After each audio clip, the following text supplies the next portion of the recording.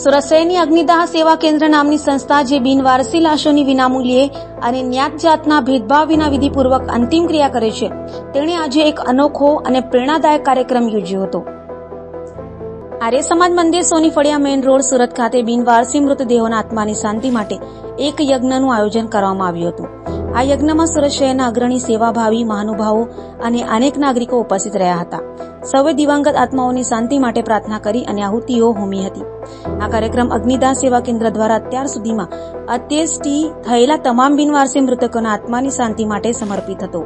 આ કાર્યક્રમ સવારે 10:30 થી 12 કલાક સુધી બિનવારસી મૃતકોની ઓળખ થઈ શકે તે હેતુથી બિનવારસી લાશોના ફોટાનું પ્રદર્શન પણ રાખવામાં આવ્યું હતું। આ પ્રદર્શનનો મુખ્ય ઉદ્દેશ એવા પરિવારોને મદદ કરવાનો હતો જેમના સ્વજનોની ભાળ હજુ સુધી મળી નથી। અનેક લોકો આ પ્રદર્શનમાં પોતાના ગુમ થયેલા સ્વજનોના ફોટા જોવા ખાસ ઉપસ્થિત રહ્યા હતા। આશા રાખીએ કે આ પ્રદર્શનથી કેટલાક પરિવારોને તેમના ગુમ થયેલા સ્વજનો વિશે માહિતી મળી શકે।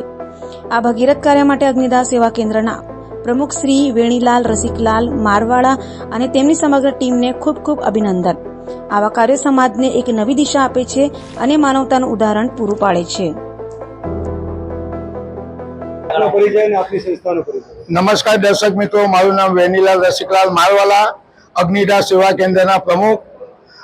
અગ્નિદાહ સેવા કેન્દ્ર દ્વારા સુરત શહેરની અંદર જે બિનવારસી લાશોનું જ્ઞાત જાતના ભેદભાવ વગર અંતિમ સંસ્કાર કરતી સંસ્થાઓ દ્વારા આજે આખા વર્ષમાં જેટલા પણ બિનવારસી મૃતદેહોના અંતિમ સંસ્કાર કર્યા હોય એ લોકોના પવિત્ર આર્ય સમાજ મંદિરની અંદર તમામ બિનવારસી મૃતકોની આત્માની શાંતિ માટે યજ્ઞનો કાર્યક્રમ રાખવામાં આવ્યો છે। અને આ આર્ય સમાજની અંદર જે લોકોના પ્રદર્શનના ફોટાને જે ફોટા રાખવામાં આવેલા છે, જે લોકોના સ્વજનો ગુમ થઈ ગયા છે અને આપણા પેપર અને ચેનલો દ્વારા જે ખબર પડી તો એ લોકોના બોમ્બેથી એ લોકોના સ્વજનોને શોધવા માટે અહીં આર્ય સમાજ મંદિરમાં આવ્યા છે।